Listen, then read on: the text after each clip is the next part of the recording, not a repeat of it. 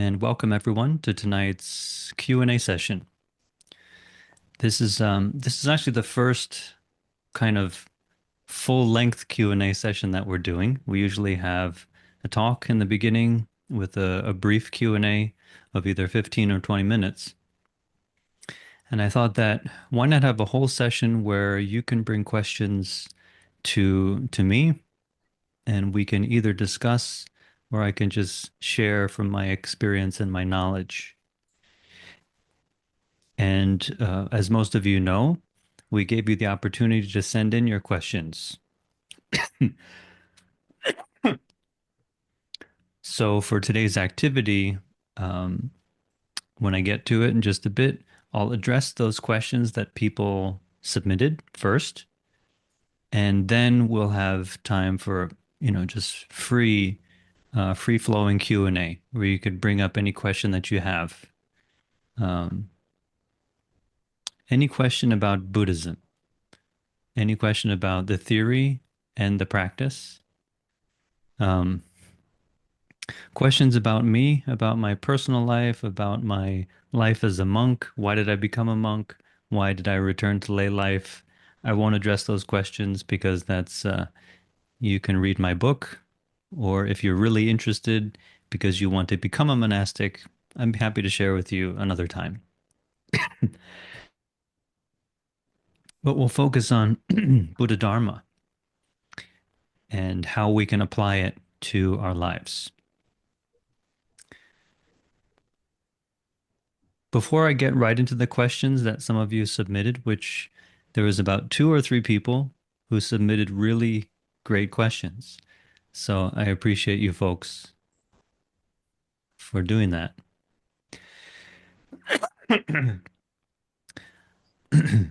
um, but I thought of before just jumping into questions to review very quickly on the spirit of Buddhism, the heart of the Buddha's teachings, so that you know that all of the answers or all of my perspective that I'm sharing comes from this core of the Buddha's main intention, what I see as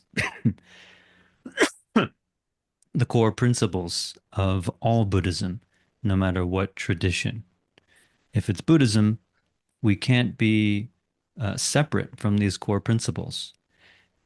And the most essential principle is that Buddhism, the purpose of Buddhist practice, is for becoming aware of suffering, becoming aware of our human condition, and eventually learning how to resolve suffering.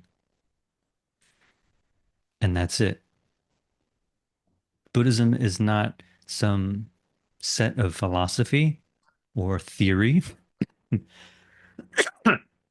excuse me, for describing reality.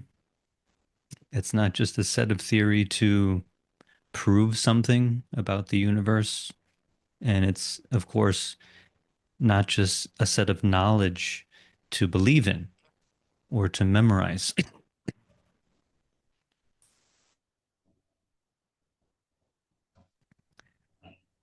The Buddha's teachings are to practice, to apply to our lives. And I often use the idea of Buddhist theory is like a map that we use to navigate a territory. So if we're to go on a hike, if we're not familiar with the territory, could we just go for a hike and wander around in the mountains? Sure, we could. Some people do that. Some people like to do that. I actually like to do that. Instead of looking at maps, just go into the woods or stay on the trails, just kind of walk around. Because it can be fun to get lost. As long as it's not in a very unsafe situation, I think it can be fun to explore. So some people approach um, meditation that way or approach spirituality, even approach Buddhism with the idea that, well, I don't need to study theory. Let me just practice meditation. Or let me just, actually, I don't know how you do anything if you didn't even have a tiny bit of theory or direction. So theory is like this map, which most of us need to navigate this practice of understanding our suffering and learning how to resolve our suffering. I guess the only time we wouldn't necessarily need a map in terms of um, books or concepts on paper is if we have a living teacher, someone who can guide us directly in our daily lives. But I think a lot of us may not have that opportunity. And even if we have a teacher, it's very helpful to have the theory, to memorize the theory, to continue to learn and to listen, not only by observing a person, but by receiving guidance. Then we know how to approach our human condition. We know how to approach suffering and really what to do with it to resolve it. So we can describe that as wisdom. Wisdom is the awareness of ourselves, how we suffer, how to resolve it. When we have wisdom, we can deal with situations in daily life much more skillfully. And what goes along with that is compassion. Buddhism is always talking about compassion, especially Mahayana Buddhism, which emphasizes it through scripture. But no matter what tradition of Buddhism, I'm sure you'll find that people are practicing learning how to be compassionate, which means how to understand other people's suffering and how to help other people resolve their suffering and experience a life of joy. Wisdom and compassion are the main core principles of Buddhism. We use wisdom and compassion to understand our suffering, the suffering of others, and to learn how to be free from it. I think everything that I'm going to say today revolves around these core principles.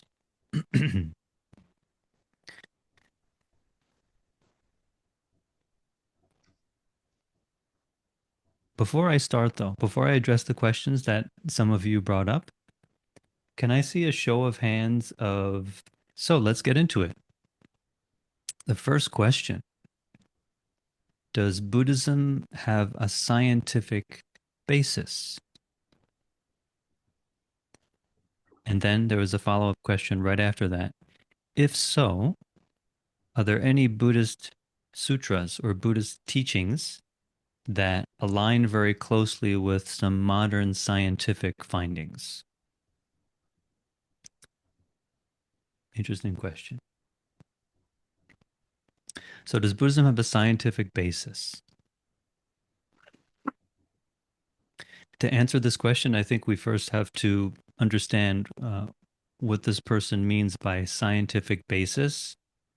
And um, we could ask, well, what is science? In general, what is science? We could say, well, science is a systematic study of something. For example, we have natural sciences like physics and chemistry. We have social sciences like psychology, sociology. Um, so it's a systematic study of these things. But what makes it really science? Is there any guideline for something to become science or not science? And I think it's safe to say that if something uses the scientific method, then it's scientific. If it doesn't, then it's hard to say what it is. It could just be a bunch of people thinking about things and saying, well, I think this about the world, and I think that. Is that scientific? No, that's more just anecdotal. Individuals' experience of things or individuals' thoughts about things. If we look at the scientific method, and this is a very elementary way to look at it, um, but we could say the scientific method has a few key elements, right? We have, based on what I pulled up, Observation, by the way, this is Wikipedia's explanation of what is science. It's a great summary. So the scientific method includes observation or a question about something, research into that area, followed by some sort of hypothesis. What could the answer be to this question? And then testing, experimentation, often a lot of experimentation in order for something to be considered science. Not just one test, but maybe hundreds of tests or 1,000 tests in order for us to get an idea. Is something a consistent rule, or is this just a chance happening? We need to do a lot of testing. And then there's analysis. After we analyze and look at the results, then we report them and often report them to other scientists who can help us evaluate them, right? Is that a fair description of the scientific method? Any scientists out there? It's very basic, but I think it captures the spirit of science. It's there's a discipline to the way that we look at problems, question them, and then go about trying to resolve them. And it's a communal thing. It's not just one person in a vacuum doing some science by themselves. If you do often read scientific articles, you may find that peer review is very important. It's important to have other professionals look at what you, um, the conclusions you come to, so that you can be challenged or we can be challenged and learn from maybe we're doing this experiment not correctly, or maybe we analyze something incorrectly, right? Okay, so Sandy, thank you for that. Yeah, peer review, peer feedback is very, very important in science.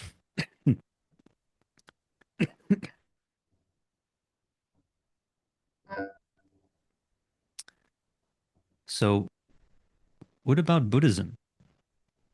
Does Buddhism have this kind of scientific approach to dealing with suffering?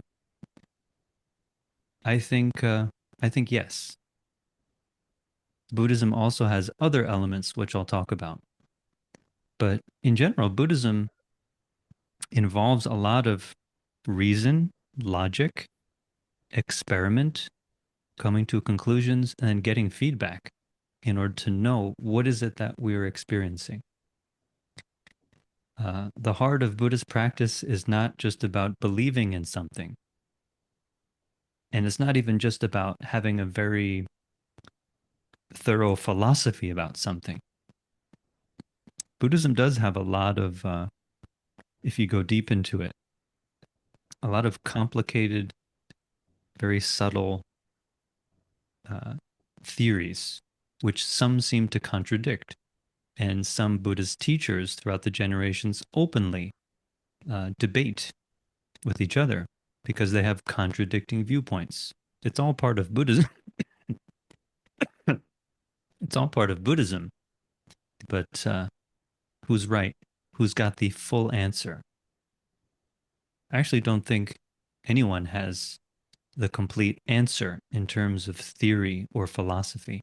But that, again, the teachings of Buddhism are like a map, and we use them to engage in a scientific approach to dealing with our own suffering. So if we look at the Buddha, so that scientific method I just talked about, let's see, did the Buddha use the scientific method?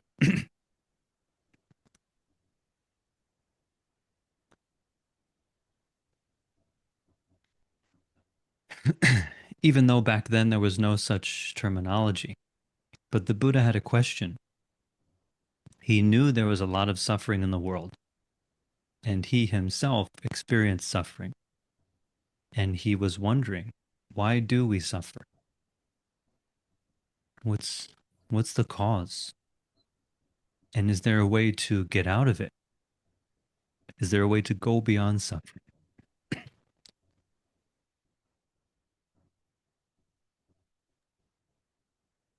he had this question. And did he do research? Well, back then there probably weren't volumes of literature on the issue of suffering, but there were many other traditions in India. Like the Vedic tradition had already existed for quite some time.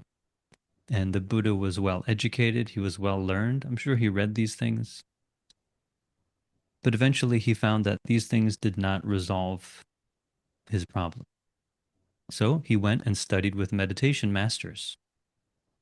And he studied all kinds of meditation, which focused mostly on um, samadhi, deep concentration. But I'm jumping ahead. Before we get to practice, I'm sure the Buddha did his research to try to get answers, asked people he knew, why do humans suffer? How can we get past it? um, Within the Nikayas or the Agama scriptures of the Buddha's teaching, he tells a bit about his story, about his process. And he did have some hypothesis that we suffer because we don't have clarity about suffering. I think that was a kind of hypothesis he had. Why do we suffer? Well, because we're not clear about it. We're not clear about suffering. We're not clear about reality. We must be confused. But he wasn't sure. That was his hypothesis, or something similar to that was hypothesis.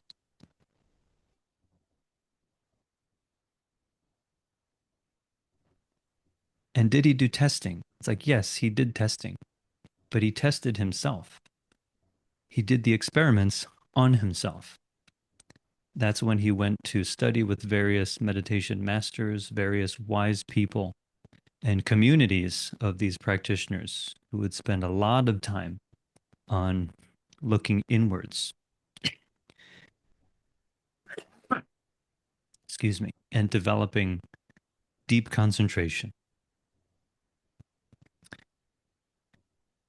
But the Buddha, after having some experiences, he realized that that experience didn't resolve his suffering, didn't resolve the agitation, the uncertainty in his mind. So he analyzed. You could say he, by reflecting on his own experience, that's a kind of analysis. Well, I was in meditation the other day and it was blissful. Now I'm out of meditation and that bliss is gone. Or that deep silence, that deep spaciousness of the mind that I experienced the other day. Where is that now? It's gone. So he analyzed and he also asked his teachers. And his teachers, many of them said, this is all I have to teach you. There's nothing else I can show you. Um, so the Buddha not only reported his own experiences and conclusions, he got feedback from his peers, he got feedback from his teachers, but it didn't solve the question. So he continued this scientific approach. He continued to look for answers, eventually, eventually using his own approach and testing on himself, continuing to test. Test meaning he would experiment through sitting meditation.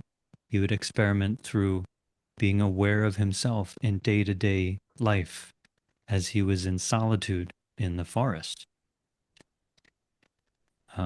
Would you say this is scientific? I think it seems to fit the criteria of the scientific method. All those steps are there, except he didn't. I think by modern standards, he didn't have 1,000 um, 1,000 test subjects where he could test this approach to meditation, to mindful living. He just had himself. However, Buddhism over how many years? 2,500 years has had thousands of people, thousands of so-called test subjects who applied the methodology of Buddhism, who did their own research into themselves, asked questions, consulted with peers, and came to the same conclusion that the Buddha came to. And they wrote their observations and conclusions. That's what the shastras or the commentaries are in the Buddhist tradition. People not only studying the Buddha's teaching, but applying it, coming to their own conclusions, and speaking more about it, trying to give a more thorough description of the more basic description the Buddha gave. It's like the Buddha gave a simple map. People in later generations added more details. There's a road here, there's a side road here, there's a dead end here, don't go there. Or there may be other roads that loop around the main road that can also lead to the same destination. I think this is the richness of the Buddhist teaching, that there are generations of people who talked about the same insight in different ways, from different angles. um, but there are some things about Buddhism and modern science that are clearly different, which is, as someone wrote here in the chat, does reality exist? Or maybe we can ask, does a completely objective reality exist out there and we need to somehow know it? Well, the unique thing about Buddhism is that Buddhism doesn't separate objective reality out there from the subjective reality or the subjective experience here. And what does that mean?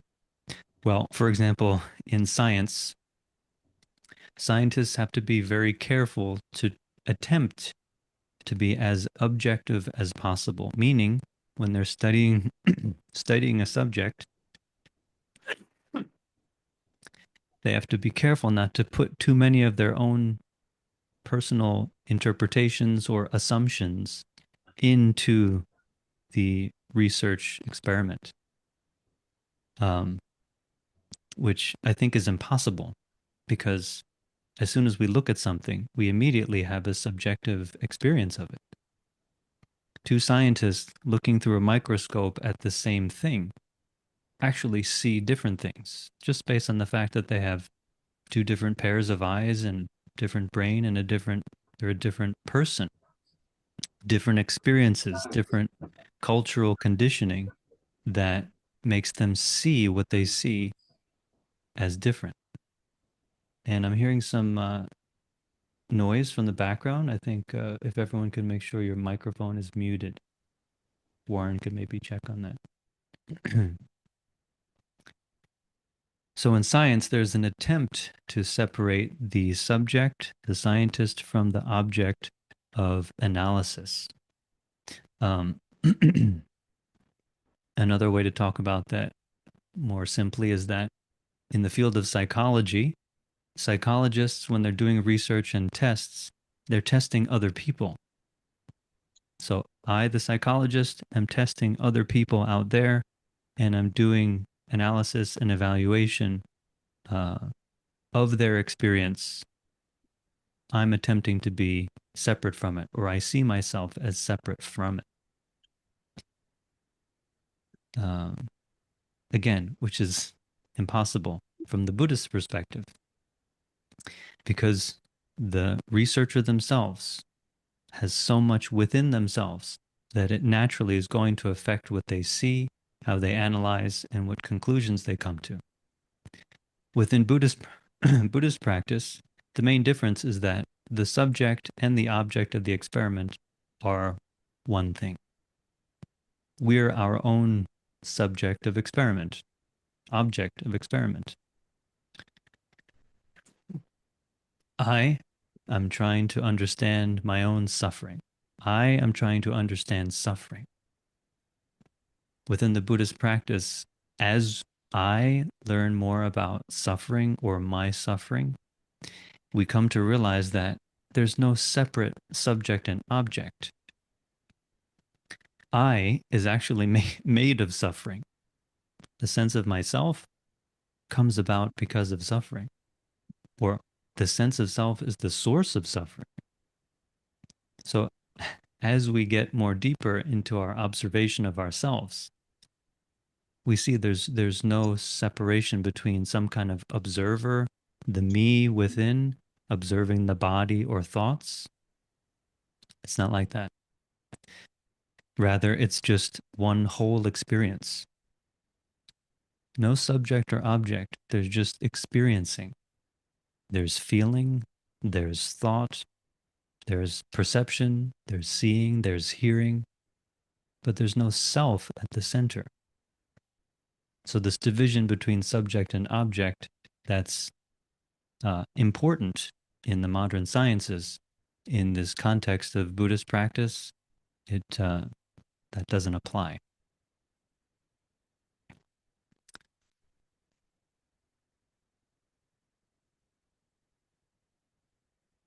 Another thing which is a bit different than the modern sciences is that um, Buddhist practice, experience, and insight is not limited to reason. It's not limited to reason or thinking or logic. What does that mean? Well, we still use thinking, we still use logic as a map to understand the direction of Buddhist practice. How do I meditate? How can I be mindful in my daily life? How can I speak to people and engage with people in a way that's compassionate? We need some reasoning. We need logic. We make use of it. But the actual experience of Buddhist practice and insight can never be described. Within Buddhism, we recognize that the reality that we experience directly is not something that can just be reported and captured in words and language and say, this is the truth of reality, such and such. Although Buddhist teachings attempt, in some cases, to describe what is um, not only suffering, but what is freedom from suffering like. The term nirvana is used to describe the freedom from suffering. And in certain contexts, the Buddha would often uh, decline from describing, well, what is nirvana? What is the absence of suffering like? The Buddha claimed to have been free from suffering. He claimed that he had an insight which freed his mind. What was it like? I'm sure everyone wanted to know. I'm sure many of us want to know.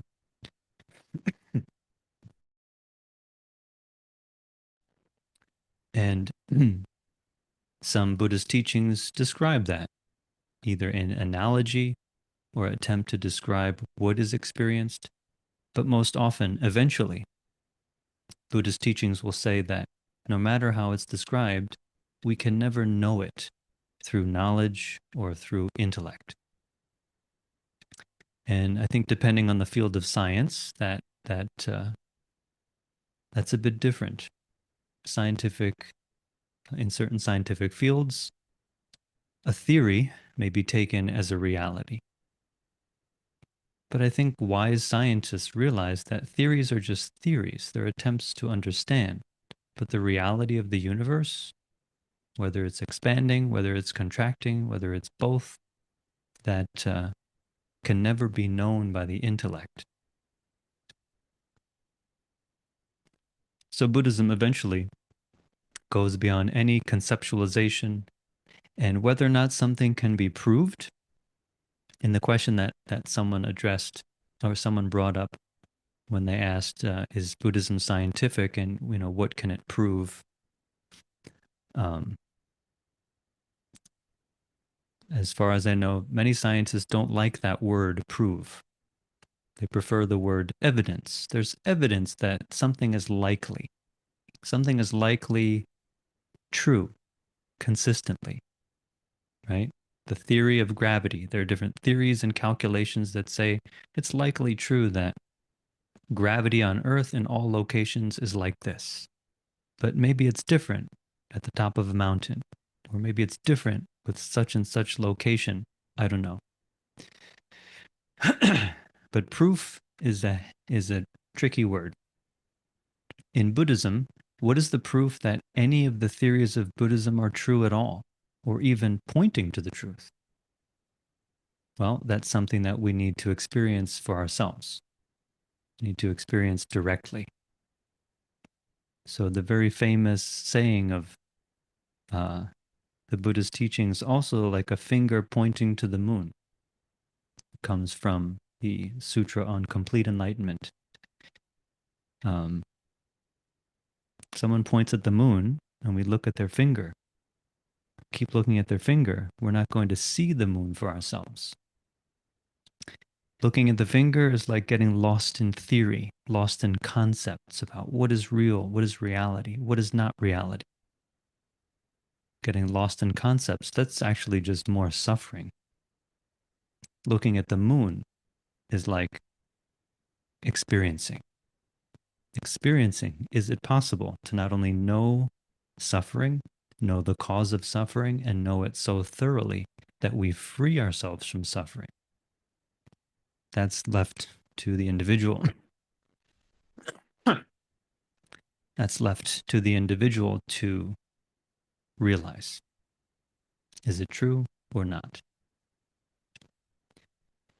So this is also where Buddhism differs from science in that we still need a kind of faith in Buddhism, a faith or confidence that it is possible to reduce our suffering, agitation, stress, anxiety, all of these forms of mental experience, psychological experience that are problematic, that can be resolved.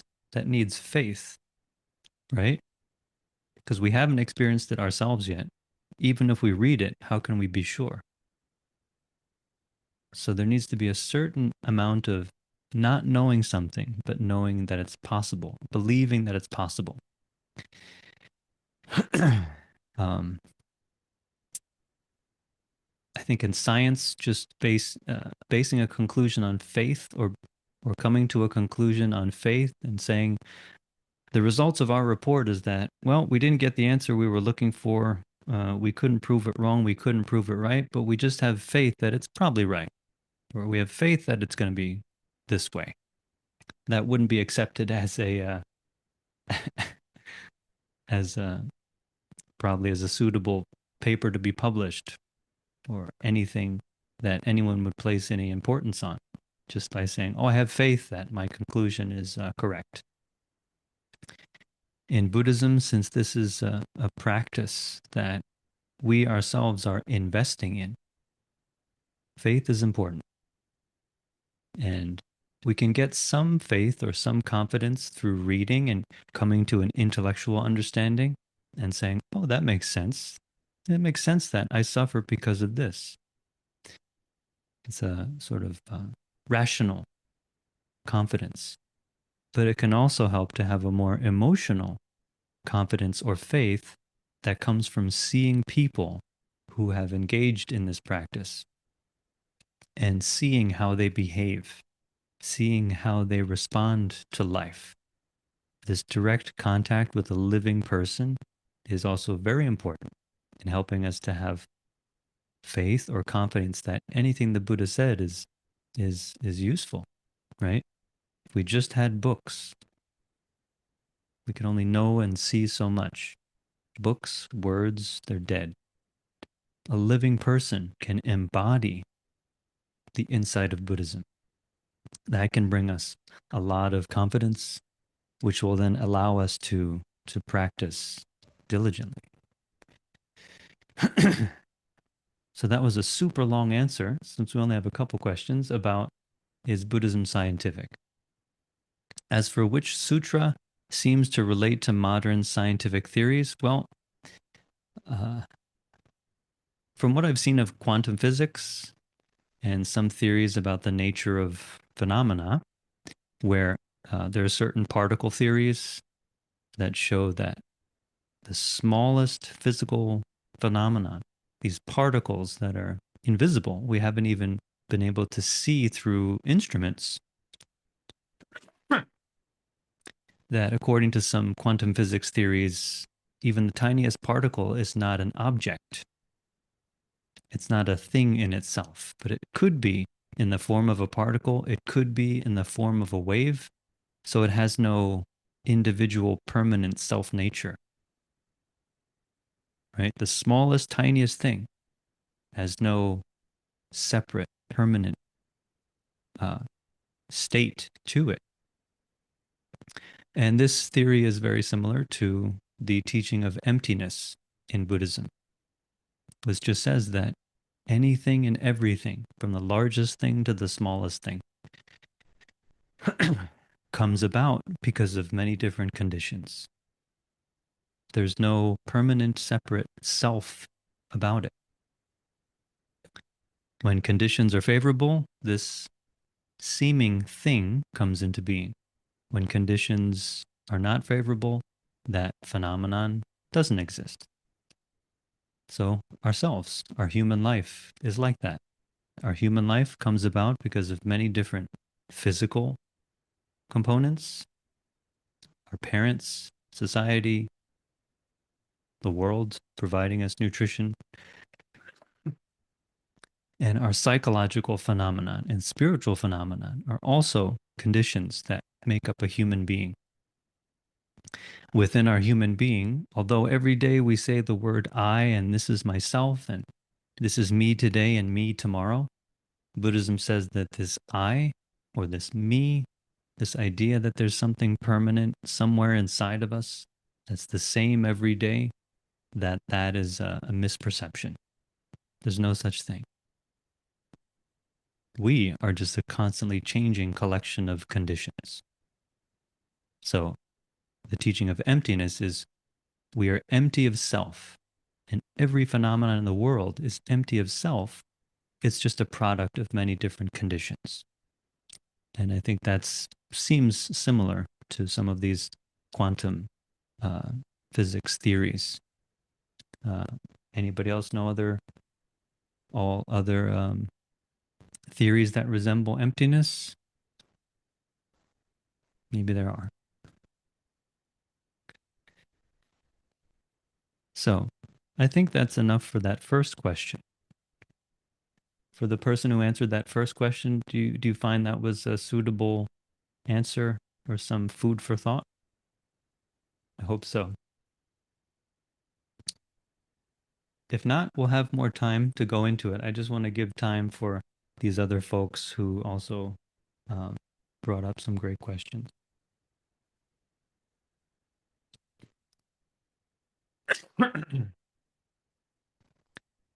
So, the second person, the first question they brought up is a very practical one. The question is, how does being mindful in the present help us to realize nirvana? As I said before, the idea of nirvana in Buddhism is just an experience without suffering. The Buddha often explained it in a negative fashion. It's an experience of life, or it's experience of being without suffering. In other places, he described it as a true kind of joy, a lasting, unconditional joy, or an unconditional, uh, unconditioned state of being. So, how does mindfulness help us to realize this nirvana, freedom from suffering, true peace, true joy? Well, according to Buddhism, especially according to the Zen tradition, mindfulness is nirvana. Or we can say 100% mindfulness is nirvana.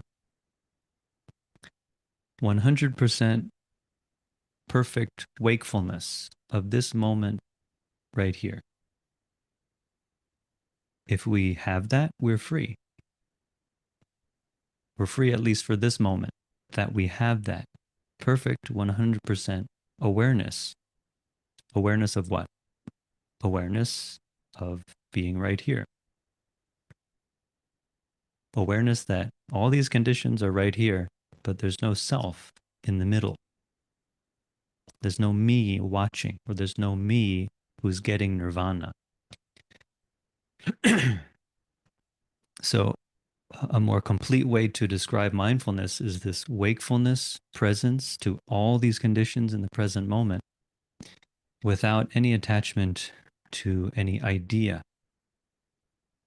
of I am in the present moment, or I am faced with this, a camera, a computer.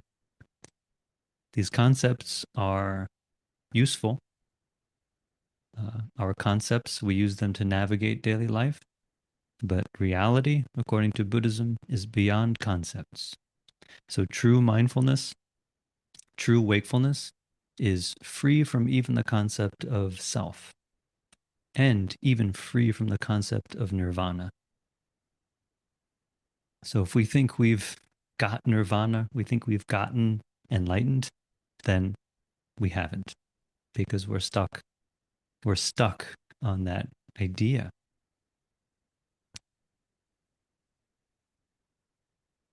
So complete mindfulness in this moment is nirvana.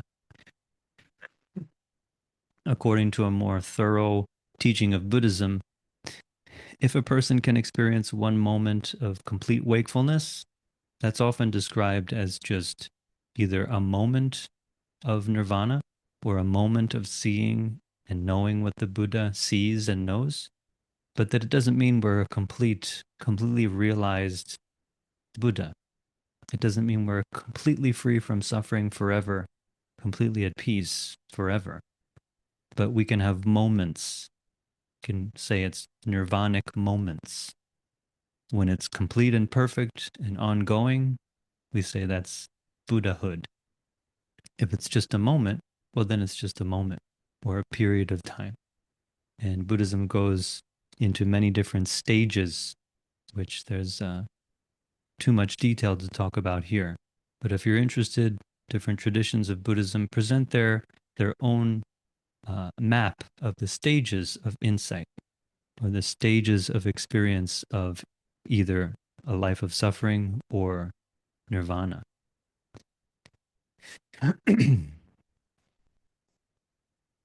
Okay. Everybody still there? Should I keep going? Still have time, huh?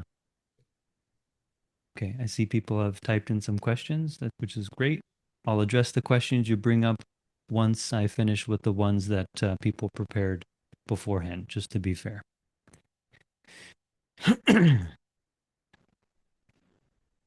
This question is really profound, very deep.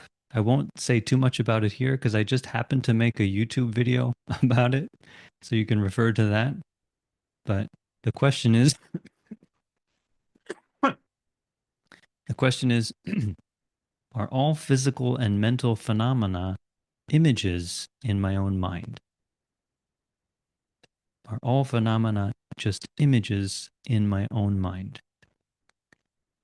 I'm guessing this person may have even watched my video, but there's a teaching within Buddhism that says all phenomena are created by consciousness.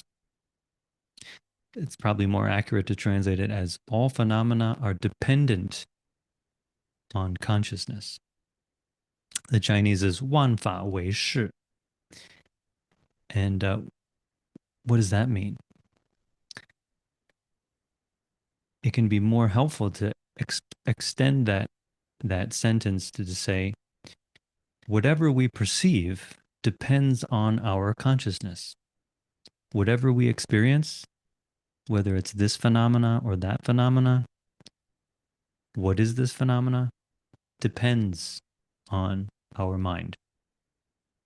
And I think this can be easy to understand if if you've ever had the experience of just being really sad and You listen to something you know you really enjoy. Like, say you listen to a song that you really enjoy, and you've loved this song for years, 20, 30 years. But if you happen to be terribly sad and you hear that song, it doesn't sound good and you don't feel good. And the song almost feels like a sad song somehow. Or if you're terribly sad and you're in a place where you know you love this place, you always go there, whether it's I don't know, the beach or someplace in the city you love to be, but you just feel so sad even though you're there. It's just everything looks sad. Everything around you looks kind of bleak. The people don't look happy even though they're smiling. Maybe we're thinking, are they really happy? They're really happy underneath that smile. The whole world looks sad. The whole world can look terrible if our state of mind is filled with sadness, or our patterns of thinking are just very dark and negative. The whole world can seem miserable. I have a few clients that I'm talking with, and they say, the whole world is just in a terrible place because of politics, because of wars. There's too many people everywhere suffering and causing disaster, catastrophe. This world is just a dark and terrible place. That's how he sees it. How does somebody else see it? Somebody else who may be either in a good mood, they just, something really pleasant happened to them. Maybe they won the lottery. Maybe they got the job they wanted. Maybe they just got the relationship they wanted. They're in a great mood. The whole world can look wonderful and beautiful. And like there are no problems. And even if they see people suffering, they may still feel okay. Maybe they don't even see the people suffering because they're just so happy. Right? There's the saying, the happy-go-lucky person, they're kind of clueless. The person that's so happy and so involved in themselves, and it's everything is fine. Happy-go-lucky is maybe the other extreme. A person who sees the world as just everything is fine and cheerful, um, because they're so full of their own patterns of just things being okay, and that's it. Buddhism says that when our minds are deluded, we see a world of impurity or a world of problems. And even the phenomena that we see them inaccurately. If our mind is filled with uh, attachment to our ideas and attachment to the images in our mind. So, as that person mentioned, is everything just an image in our mind? The tradition of Buddhism called Yogacara would say that for the person who is deluded, or that means unaware because of their mind that's full of suffering, that's full of attachments to ideas and ideals, as well as attachment to um, likes and dislikes, or emotional attachments. This deluded mind is filled with images of phenomena. So when we see something, actually, what we're seeing is the image in our mind. If we fall in love with the person, we like someone so much, we're so deeply attached to them, most of the time, we just see our imagination of that person. We see our fantasy of that person and what we could be with that person. On the flip side, Buddhism says for someone with a clear mind, thoroughly clear, thoroughly wakeful, mindful, and enlightened. Enlightened meaning perceiving clearly without the interference of images. Then at that point, it's described as uncreated reality. or things as they are, or perfect and uncreated reality. Seeing, hearing, feeling, knowing, without the confusion of um, concepts, images, and language. So this is a very deep topic and hard to describe in a brief amount of time. But from a deluded perspective, we see a world of images every day. We're living in our thoughts. What we think about the world, what we think about ourselves, what we think about politics, what we think about everything.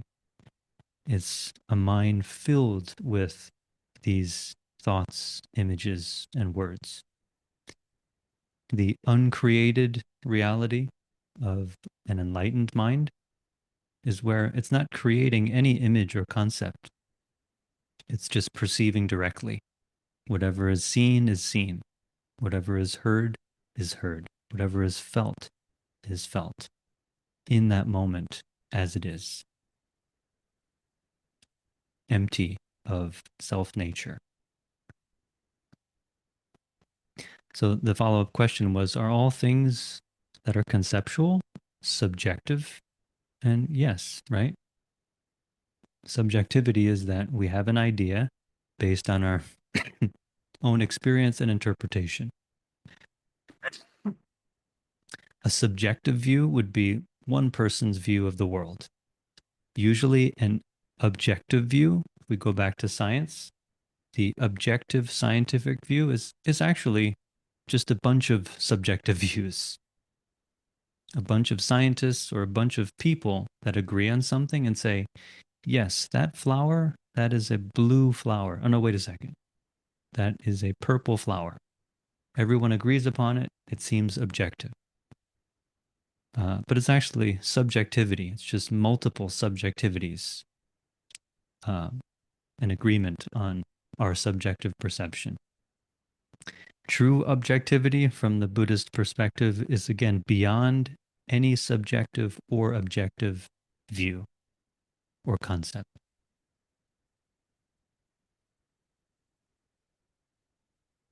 Okay. The next question actually fits in quite well here. She asks, or they ask, what does mental proliferation mean in Buddhism? You could tell this person's studying a lot because they're pulling out all these special terms from Buddhism. Mental proliferation is actually what I'm doing right now. I'm sharing my mental proliferation with you, using all these concepts and words and language to help you grasp Buddhism, when in fact it can't be grasped.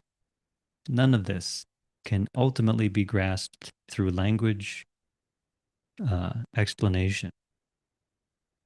We can use it as a map, but none of it is the truth, or none of it is reality. And that's what that term is pointing out. The Chinese is Xi Lun, for those of you who speak Chinese. There's a teacher named Nagarjuna who his approach to sharing Buddhism was actually just to debate people and use the concept of emptiness to help people let go of all concepts, even eventually the concept of emptiness itself. And he said his purpose was not to establish a new set of theory, but it was to actually end mental proliferation so that we can experience what the Buddha taught for ourselves. The Chinese is 觉诸系论. But subsequently, everything he talked about was written down, and now it's become a set of theory. So it's become itself a kind of, it can be our own mental proliferation if we get stuck in it.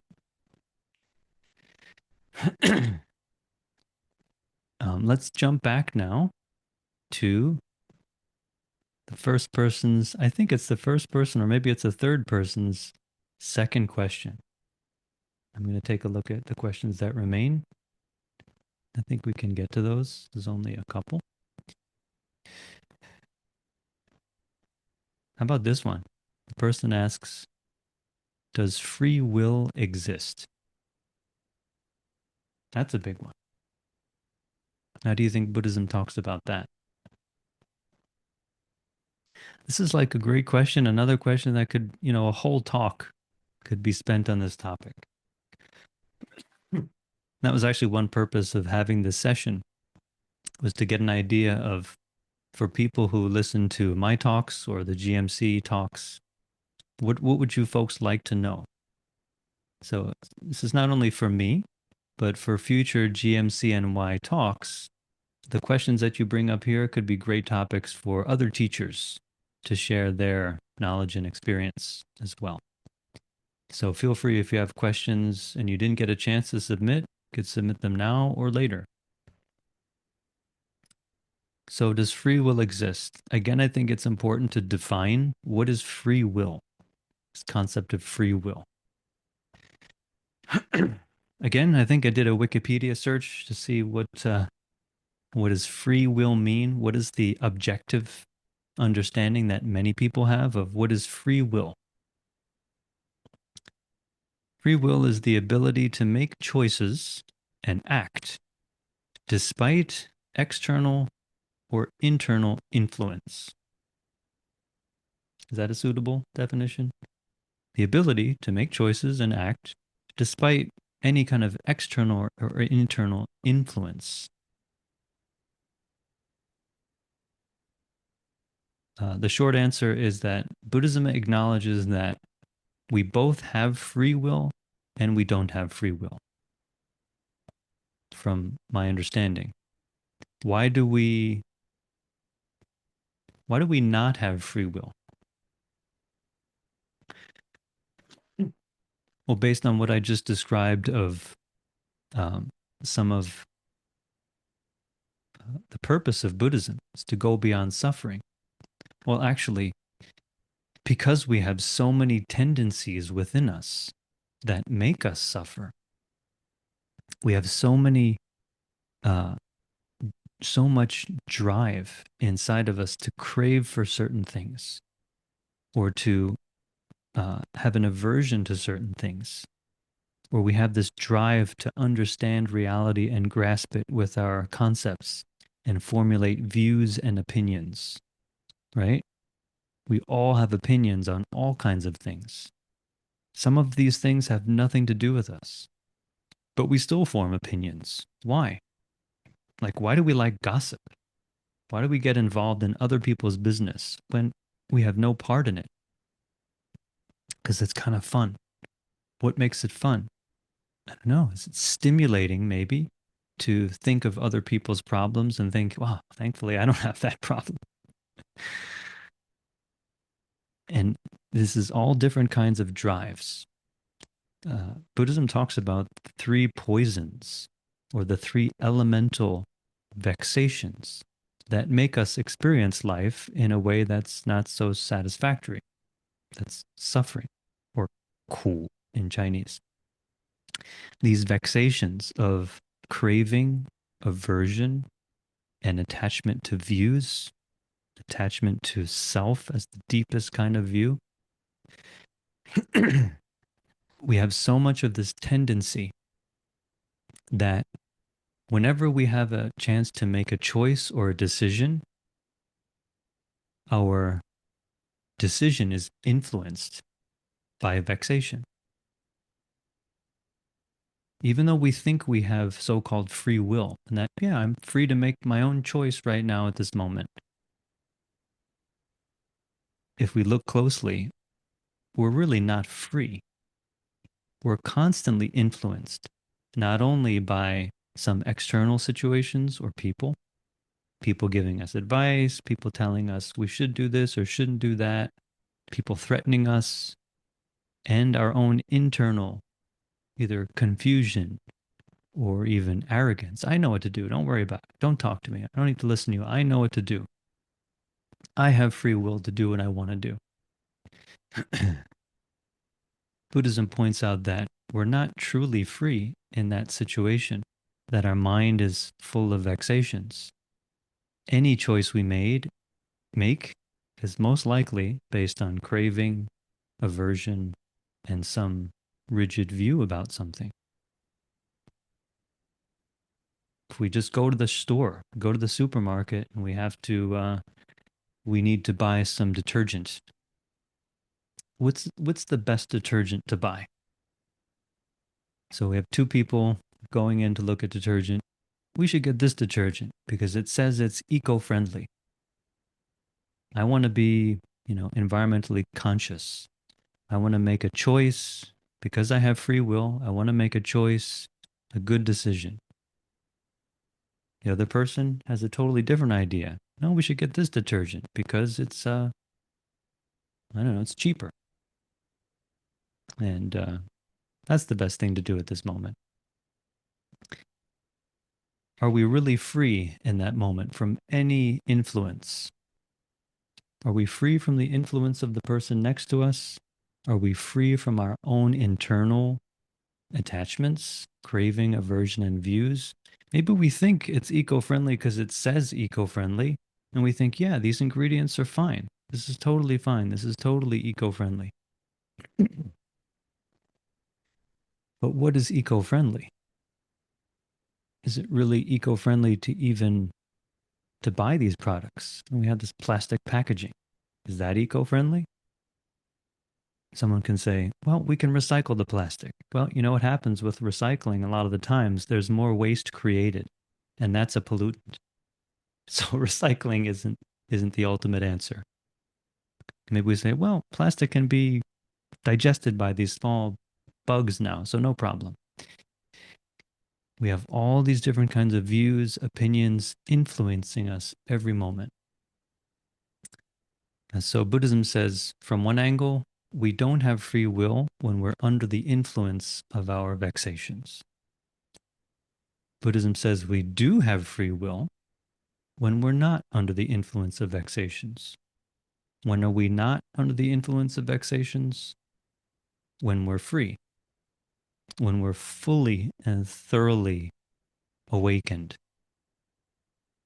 uh, fully aware to the point that anything within us or outside of us is seen clearly. Our thoughts, our opinions, we know they're just thoughts and opinions. So we could make this decision to buy this eco-friendly product or this cheaper product. If we are fully wakeful, we won't be pushed and pulled by these certain views, craving, or aversion. We just make a decision based on what's needed in the moment. Or we make a decision based on our knowledge, but we know it's not ultimate.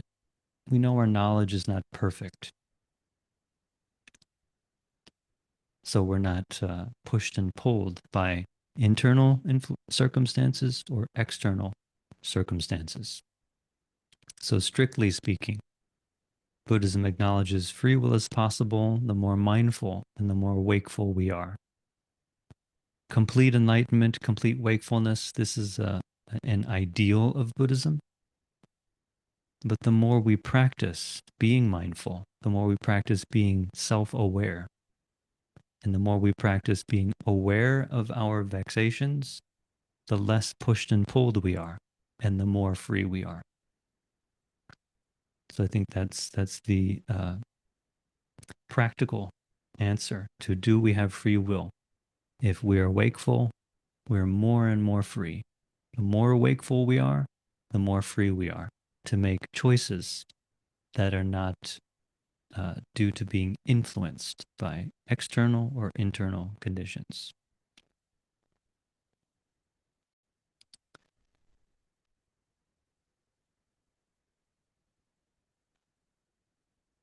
So as far as the questions people brought up,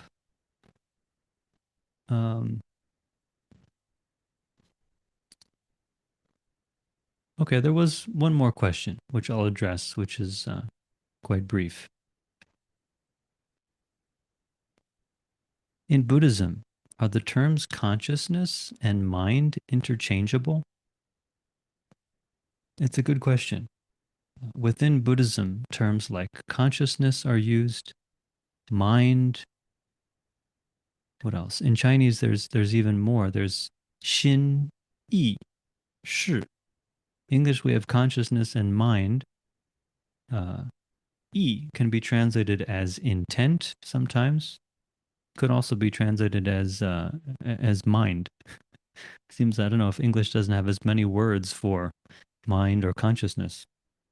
But these three terms, xin, yi, shi, in Chinese, consciousness, mind, intention, in the agamas and the nikayas, this collection of the Buddha's fundamental teachings, these words are used more generally. And there doesn't seem to be too much of a distinction between the three. But it depends on the context. It depends on which discourse it is. And in later Buddhist developments, in the commentaries, uh, as well as, of course, more modern teachings, it always depends on context. The meaning of a word, we always need to look at context. What is it relating to? So, in the study of Buddhism, for those of you who like to read more, who like to have a more thorough map, whenever you encounter one word out of context, just remember it has no meaning if there's no context to go along with it, right? The word mind in English, that could mean many things. It could mean, like, do you mind if I say this? Or it could mean, I have something on my mind, um, right? If there's no context around the word, it doesn't mean anything. So when you study Buddhism and you're trying to translate a term, you need to look at what's before and what's after within that particular page of text. And it's also important to know the larger portion of the text. Is it one page within a very long sutra, so that in other parts of that sutra you can find the meaning of those words? Or you may need to be familiar with a complete tradition or a collection of texts in order to be familiar with how they use these words. So these three terms in the agamas have a very general meaning. In the Yogacara tradition, or in uh, the treatise on awakening of faith, for example, xin, yi, shi, or mind, intent, consciousness, all have different meanings. Each one is different, right? So it's a good question, applied not only to these three words, but to all terminology that you encounter in your studies. So let's take a look at some of the questions that folks here have brought up. Oh, there's more at the top than I thought. Okay.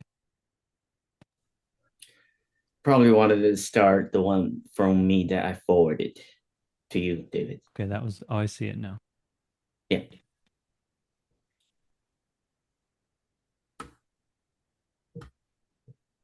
Can we get wisdom to guide us in daily life? Can we get wisdom from Buddhism to guide us in daily life? Yeah, sure. Yeah, that's why I'm here sharing about Buddhism. Um, what's the process, though? I think that's your main point. Whether you can get wisdom from Buddhism, as I said before, that requires faith, right? You need to believe that these theories and practices work. So reading more, educating yourself is part of the process. Read more, learn more. I would say in the beginning, read and try to get a broader spectrum of information, general teachings of Buddhism, to start before you get very specific. Some people come to Buddhism and they start with like the Diamond Sutra or the Heart Sutra, which can be very confusing, and they just focus on that, but it's confusing. I would say start with more fundamental teachings like those of the Nikayas and Agamas. I'll type that out here. Nikaya is from the Theravada tradition. Agamas are from the Northern tradition and in the Chinese Buddhist tradition. Start with the foundation, learn more broadly until you eventually get more familiar, and then you can focus on specific teachings and go deeper into that. And to practice, to be in a community with people who have been practicing Buddhism for a while and they're trying to live it and they have lived experience.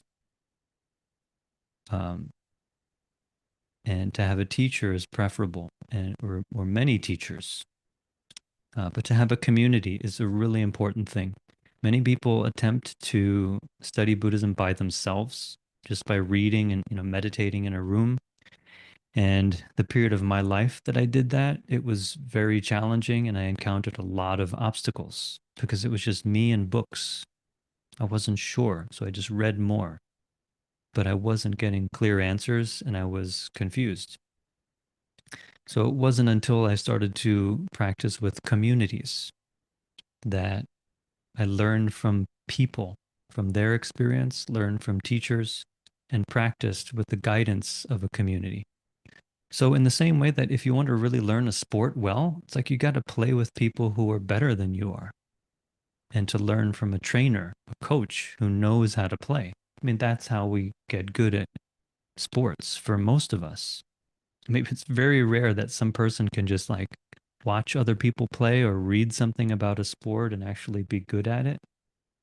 I think that's very rare. Most of us need to be involved in a community, to have team sports, to have competition before we can improve our capacity in that sport.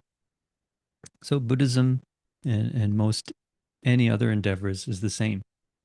It's important to have community as we learn on the path and friendship.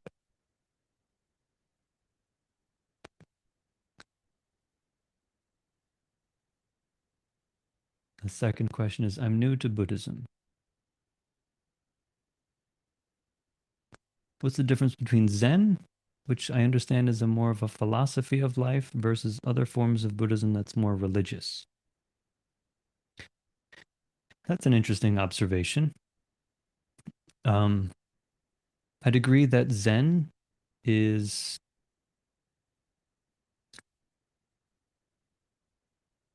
well, I don't know if I can agree actually. Zen is Buddhism. Zen is Buddhism.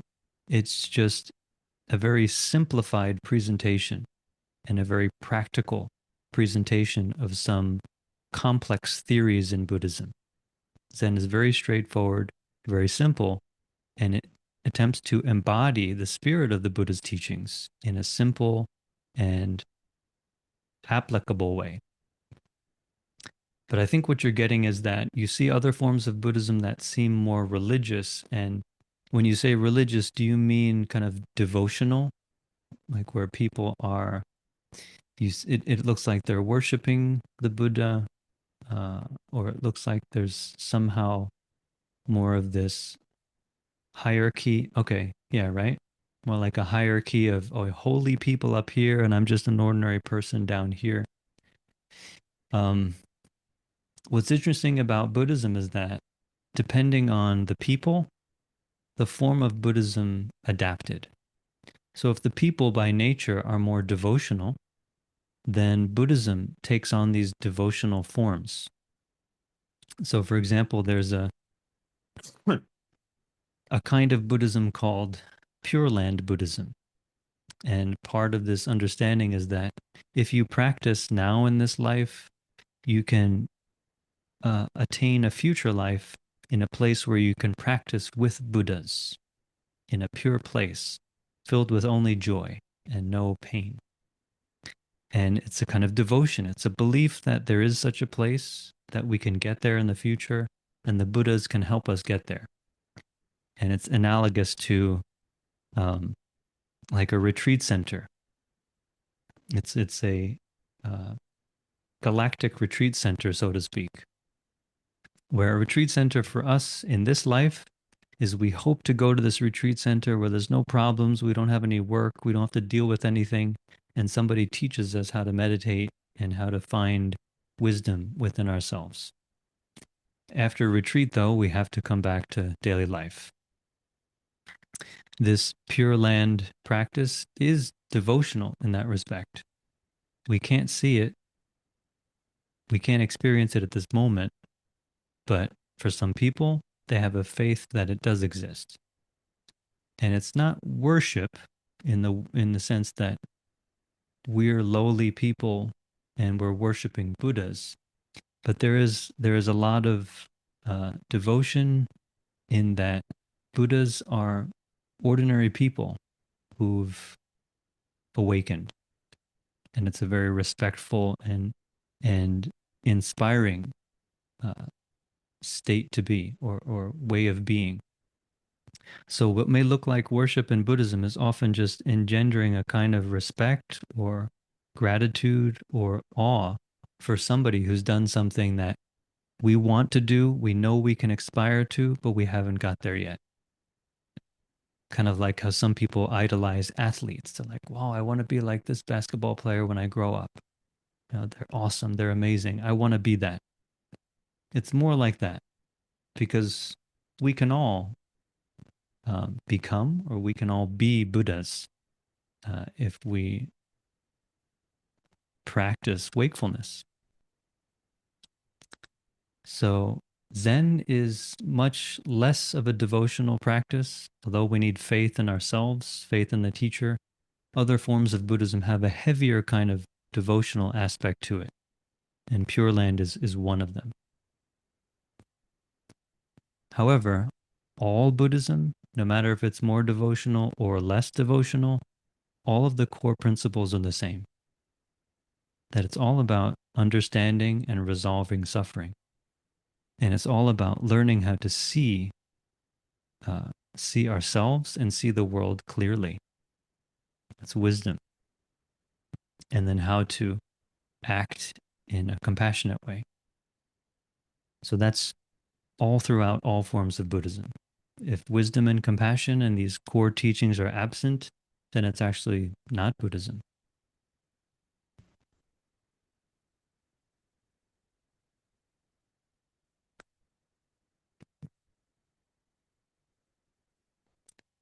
And does reality exist? I don't know. What does reality mean to you?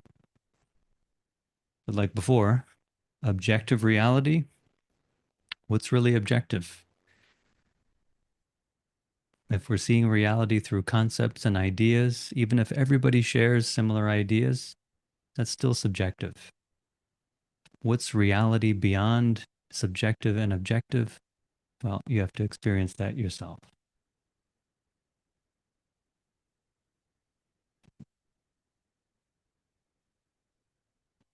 It seems in modern Western culture, the word Zen has been widely commercialized and generalized. Yeah, it seems that way.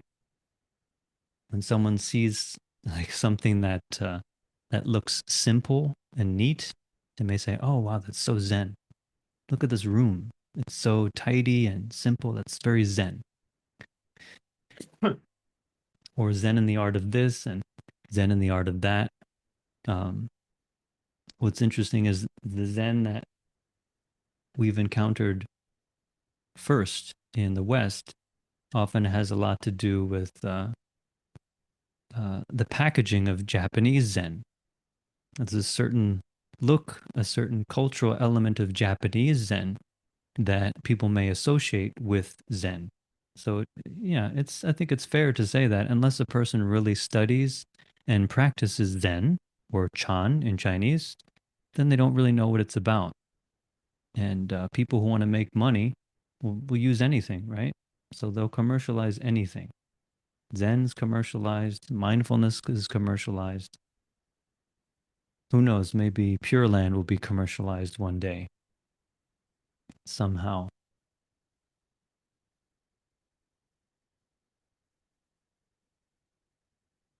Okay, so how can we carry forward in daily life in a beneficial way without ego? And since we're suffering. Yeah, I think I get what you're talking about. And I think it's important to know that there are ideals in Buddhism, ultimate goals, and there's the reality of where we're at. So we can say the ultimate goal of Buddhism is Buddhahood, which, as I said before, is this perfect kind of enlightenment in which we realize and understand our mind and how it works so well that there's no attachment to anything, even the subtlest form of self or ego. This is a an ideal, and according to Buddhism, this takes not only one lifetime but multiple lifetimes or eons for this to be possible. So I don't know if you subscribe to that, this view of multiple lifetimes and the continuation of life, but even the idea of enlightenment, even a moment of a state of mind without any agitation, without the subtlest attachment to ourself, is not easy. So Buddhism doesn't say that if we're not enlightened, we're just worthless. You know, it doesn't mean that if we're not enlightened, life is just not really worth living, and we have to get rid of our ego in order to have any joy in life. But that's not the case. Buddhism just reminds us that we can suffer less. We can be completely free from suffering. That's the ideal. But as soon as we start to practice, as soon as we develop our self awareness, our mindfulness in every act of daily life, that moment of mindfulness, that moment of wakefulness, we're already suffering less. And our ego or our self attachment is reduced, is a bit more pacified. So for a concrete example, if we're getting on the train and we're in a rush, we're tense, we're frustrated, we're still thinking about what happened at work, we're trying to catch the train, and people are just in our way. Anybody who comes next to us, touches us, will be like, get off me, get out of my way. Or can you move in, please? You push your way through the subway. Can you move in? Can you get out of my way? Do you see me? That's when our ego is very big, right? We're very reactive at that moment and uh, suffering a lot. If we're mindful, if we're more self aware, we had a tough day at work and we know that, but we're relaxing ourselves. We're letting go of that fixation to what just happened. We're aware of walking. We get to the station. It's busy. There's people everywhere, but we just move. There are people, we move. We get on, people move, moving here, moving there, moving back and forth. Someone bumps into us, we're just like, oh, whatever. You take the hit, you know, we're much less reactive. It's much less of this self-centered reaction.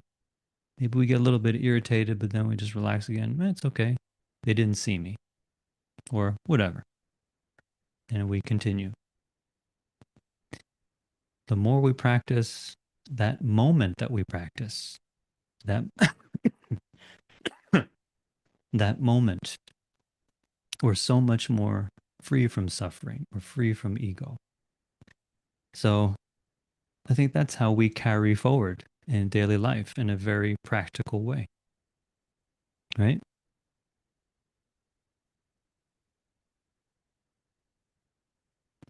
And yeah, for sure, there are these joys that come about because of our ego or self-centeredness, like falling in love, which is the part of a relationship where it's a lot of fantasy, and it's like it can be like super highs, joy that's like higher than the highest drug.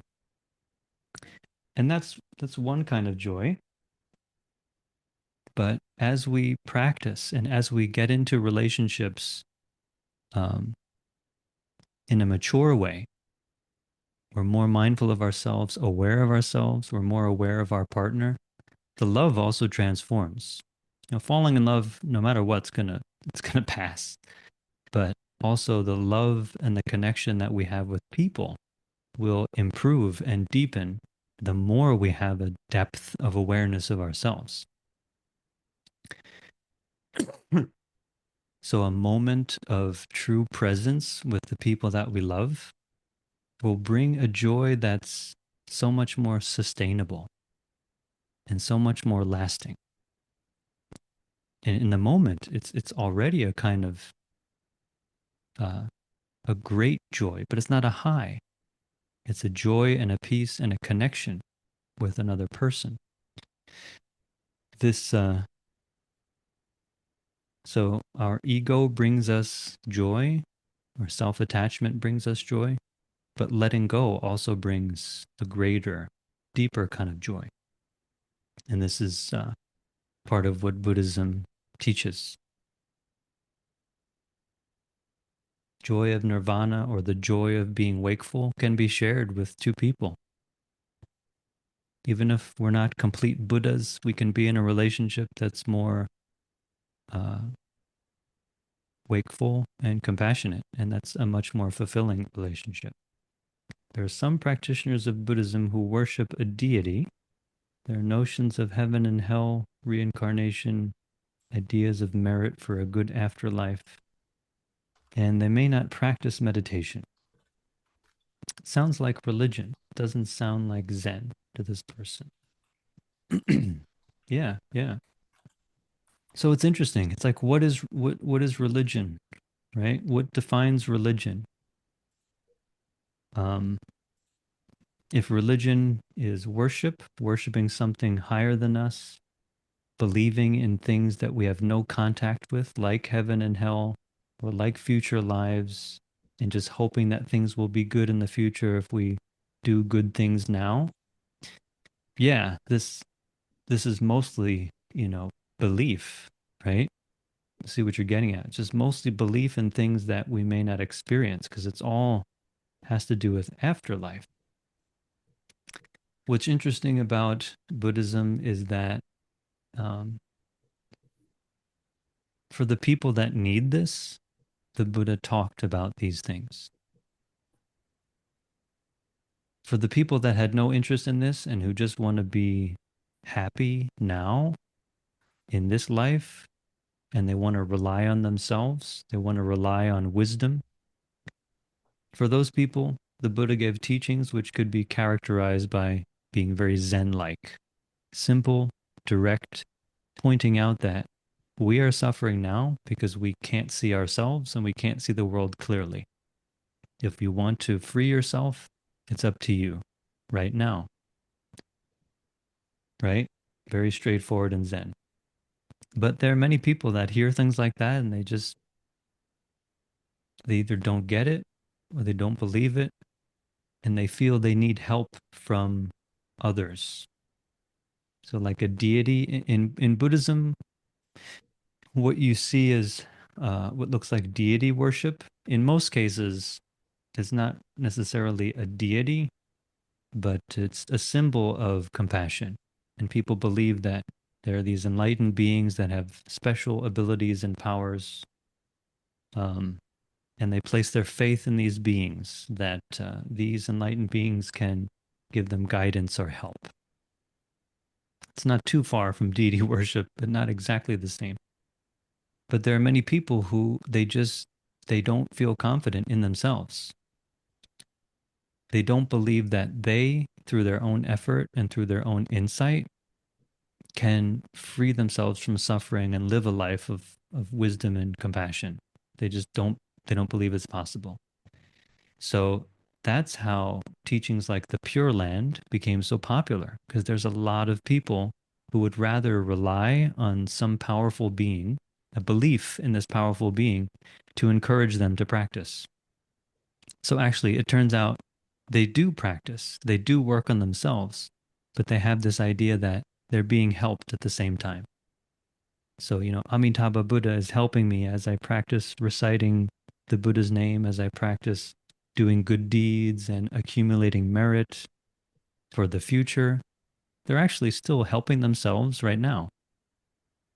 Their minds are looking towards the future, to the Pure Land, but they're still actually reducing their suffering now.